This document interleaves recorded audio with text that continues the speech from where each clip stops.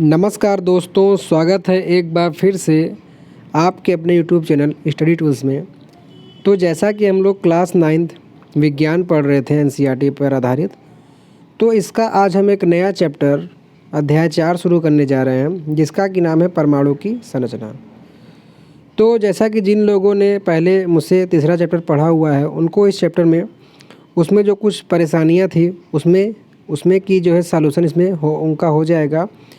और नए जो यूज़र हैं जो कि पहला 4 वीडियो देख रहे हैं चौथे अध्याय का, तो उनसे मैं यही कहूँगा कि आप पहले एक बार तीसरा लेक्चर का वीडियो देख लीजिए, ठीक है। क्योंकि दोनों चैप्टर एक दूसरे से रिलेटेड है। उसमें परमाणु और अणु दोनों के बारे में बात किया गया है और इसमें हम केवल परमाणु के बारे में विस्तृत अध्ययन करेंगे। तो आइए चलिए देखते हैं। तो देखिए, जैसा कि इसमें दिया गया है कि अध्याय 3 में हम पढ़ चुके हैं कि पदार्थ परमाणुओं और अणुओं से मिलकर बने हैं। विभिन्न प्रकार के पदार्थों का अस्तित्व उन परमाणुओं के कारण होता है जिनसे वे बने होते हैं। मतलब कोई पदार्थ लेते हैं, सभी का परमाणु अलग अलग होता है ना। हाइड्रोजन है तो हाइड्रोजन का अलग होगा, नाइट्रोजन है तो नाइट्रोजन का अलग होगा। तो अब क्या होता है कि यह प्रश्न उठता है कि किसी एक तत्व का परमाणु दूसरे तत्व के परमाणु से भिन्न क्यों होता है।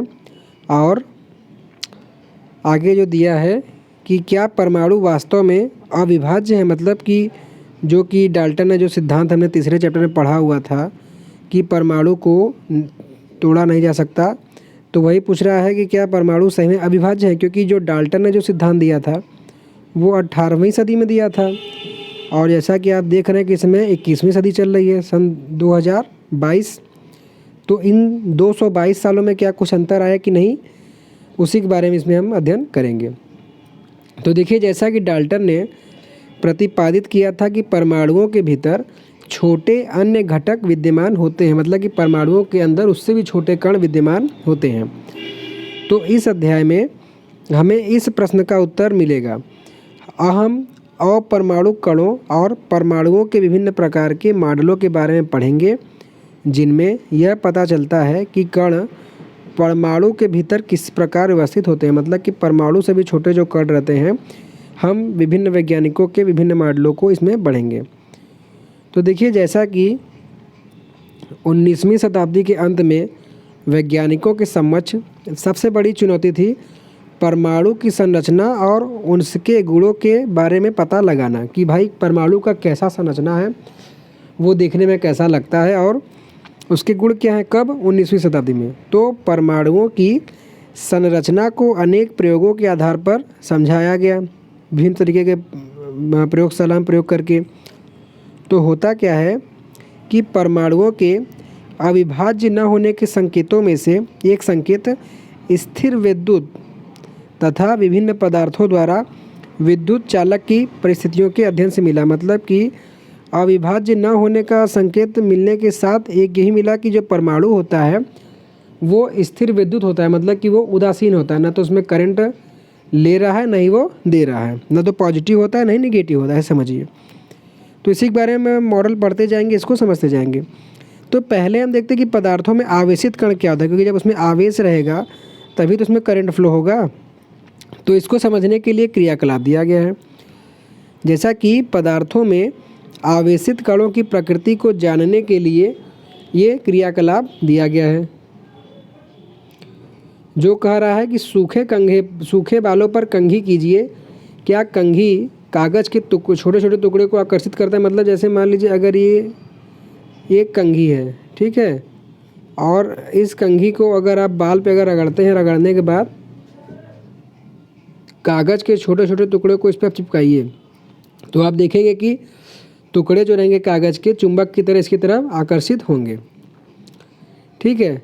या फिर क्या कर रहा है दूसरा कि कांच की एक छड़ को लीजिए। मतलब कि कांच की आप एक छड़ लीजिए, जैसे कि स्केल वगैरह हो गया, सिल्क के कपड़े पर रगड़िए और इस छड़ को हवा से भरे गुब्बारे के पास लाइए। तो इन दोनों को करने से आप क्या ध्यान से देखेंगे, निष्कर्ष क्या निकलेगा। आप प्रैक्टिकल करेंगे, खुद ही निष्कर्ष देखेंगे कि इन क्रियाकलापों से यह निष्कर्ष निकाल सकते हैं कि दो वस्तुओं को आपस में रगड़ने से उनमें विद्युत आवेश आ जाता है। विद्युत आवेश में समझ रहे कि नहीं, जो धनावेश होता है, जैसे सोडियम के ऊपर प्लस आया तो धनावेश ना, क्लोरीन के ऊपर माइनस आया तो ऋणावेश, तो उन्हीं आवेश के बारे में ये कह रहा है। तो होता क्या है कि यह आवेश कहाँ से आता है, इसका उत्तर तब मिला जब यह पता चला कि परमाणु अविभाज्य है और आवेशित कणों से बना हुआ है। ठीक है, मतलब कि आवेश उसमें आया कहाँ से, इसका उत्तर जानने के लिए हमने जब ये देखा कि परमाणु विभाज्य है और आवेशित कणों से मिला है। विभाज्य मतलब कि ये और भी टूट सकता है, इससे भी छोटे छोटे कण हैं, जबकि जैसा कि तीसरे चैप्टर हमने पढ़ा था डाल्टन के सिद्धांत में कि परमाणु अविभाज्य है, मतलब कि परमाणु जो है टूट नहीं सकता। लेकिन परमाणु जब टूट नहीं सकता तो जब ये दोनों एक्सपेरिमेंट किए गया तो ऐसा क्यों अपनी ओर आकर्षित कर रहा है, तो उसका मतलब क्या हुआ कि इसके अंदर कुछ और चीज़ होगा। तो यही का जब प्रैक्टिकल लैब किया गया तो पता चला कि परमाणु जो है विभाज्य, मतलब कि टूट सकता है, और ये टूटने के बाद क्या प्राप्त होता है, आवेशित कण। तो देखिए होता क्या है कि परमाणु में उपस्थित आवेशित कणों का पता लगाने में कई वैज्ञानिकों ने योगदान दिया।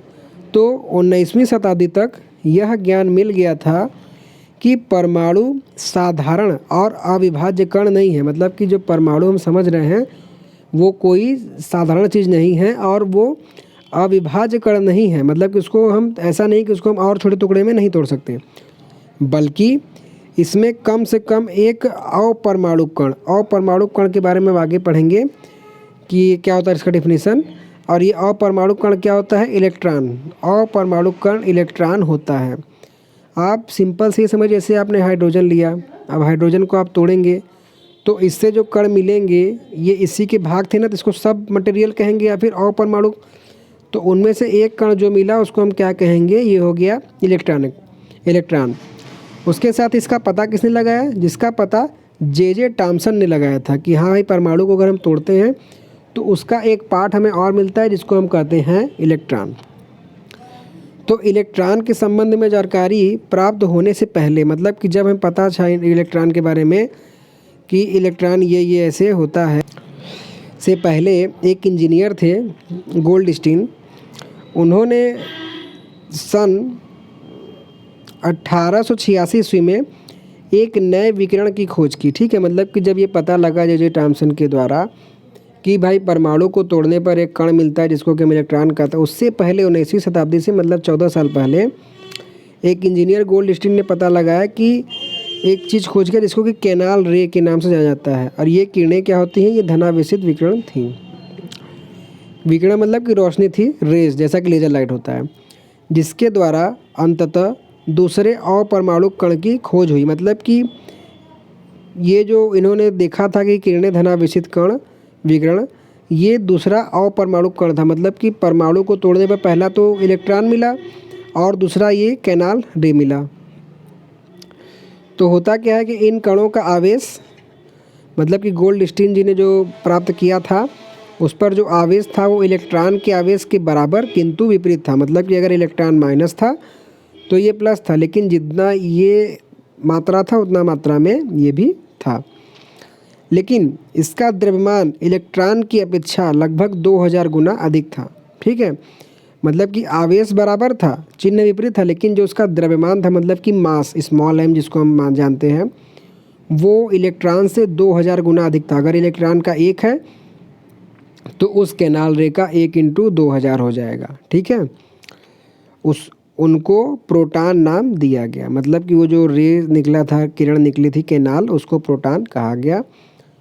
तो देखिए होता क्या है कि सामान्यतः इसको सिंबल जो दिया गया है, इलेक्ट्रॉन को E के ऊपर माइनस ऐसे और प्रोटॉन को P के ऊपर प्लस के द्वारा दिखाया जाता है, दर्शाया जाता है।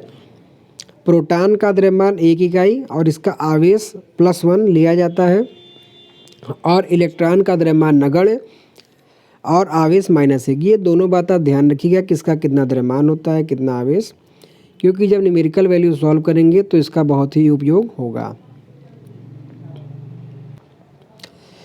तो इस तरीके से ये देखा। तो फिर उसके बाद क्या हुआ कि ऐसा माना गया है कि परमाणु प्रोटॉन और इलेक्ट्रॉन से बने हैं। ठीक है, ये कब की बात हो रही है, 19वीं शताब्दी की। हम इस समय परमाणु के इतिहास के बारे में अध्ययन कर रहे हैं, ध्यान दीजिएगा। जो परस्पर आवेश को संतुलित करते हैं, क्योंकि जितना प्रोटॉन पे पॉजिटिव होता है उतना इलेक्ट्रॉन पे नेगेटिव होता है, इसलिए इनका बैलेंस बना रहता है। तो यह भी प्रतीत हुआ है कि प्रोटॉन परमाणु के सबसे भीतरी भाग में होते हैं। मतलब कहने का ये है कि जब भी हम किसी परमाणु को, मान लीजिए अगर ये परमाणु है, अगर इसको हम तोड़ेंगे तो पहले हमको इलेक्ट्रॉन मिलेगा और उसको और जब तोड़ेंगे तो हमको प्रोटॉन मिलेगा। क्यों? क्योंकि ये एकदम भीतरी भाग में रहता है। ठीक है, तो इलेक्ट्रॉन को आसानी से निकाला जा सकता है लेकिन प्रोटॉन को नहीं। अब सबसे बड़ा प्रश्न यह था कि ये कण परमाणु की संरचना किस प्रकार करते हैं। ठीक है, कि परमाणु किस प्रकार बनाते हैं। तो हमें इस प्रश्न का उत्तर जो है अब इससे पता लगेगा। तो जैसा कि दिया गया है कि हमने तीसरे अध्याय में डाल्टन के परमाणु सिद्धांत के बारे में तो पढ़ा ही था, मैंने इसको अच्छे से बताया भी था। जो नहीं देखा है वीडियो जाके देख सकता है, पहले पार्ट में है। तो जिसके अनुसार परमाणु अविभाज्य और अविनाशी था। ये हम किसके बारे में पढ़ रहे हैं? डाल्टन ने जो सिद्धांत दिया था उसके बारे में। लेकिन परमाणु के भीतर दो मूल कण जो कि इलेक्ट्रॉन और प्रोटॉन की खोज ने डाल्टन के परमाणु सिद्धांत की इस धारणा को गलत साबित कर दिया। मतलब कि डाल्टन ने जो सिद्धांत बताया था वो गलत साबित हो गया। अब यह जानना आवश्यक था कि इलेक्ट्रॉन और प्रोटॉन परमाणु के भीतर किस तरह जो है रहते हैं। तो इसको समझाने के लिए बहुत से वैज्ञानिकों ने भिन्न भिन्न प्रकार के परमाणु मॉडल प्रस्तुत किए और जे टॉमसन पहले वैज्ञानिक थे जिन्होंने परमाणुओं की संरचना से संबंधित पहला परमाणु मॉडल प्रस्तुत किया। तो देखिए, परमाणु मॉडल के बारे में पढ़ने से पहले मैं आपको ये चीज़ बता देना चाहता हूँ कि हम इस चैप्टर में बहुत से वैज्ञानिक, मतलब टॉमसन होंगे, रदरफोर्ड हो गए, नील बोर, सभी का परमाणु मॉडल पढ़ेंगे। तो आप ये मत समझिएगा कि आप एक बता रहे हैं दूसरा फिर गलत हो जा रहा है। कहने का मतलब है कि परमाणु की संरचना किस प्रकार हुई इसका हम जो इतिहास पढ़ रहे हैं। ठीक है, तो सबसे पहले किसने कौन सा परमाणु मॉडल दिया और वो क्यों रिजेक्ट हो गया, हम इसी बारे में चर्चा करेंगे। तो आज की इस वीडियो लेक्चर को हम यहीं बेसिक तक देखते हैं। कल का वीडियो लेक्चर टॉमसन के परमाणु मॉडल से रिलेटेड होगा कि टॉमसन ने किस तरीके से अपना पहला परमाणु मॉडल दिया था। तो आशा करता हूँ कि आज बताया गया सभी जानकारी आपको समझ में आया होगा। तो प्लीज़ वीडियो को लाइक कीजिएगा और अगर अभी तक आपने चैनल को सब्सक्राइब नहीं किया है तो प्लीज़ सब्सक्राइब कर लीजिएगा। और किसी प्रकार का अगर आपको प्रॉब्लम हो चैप्टर में तो प्लीज़ कमेंट बॉक्स में कमेंट करिएगा। So thanks for watching.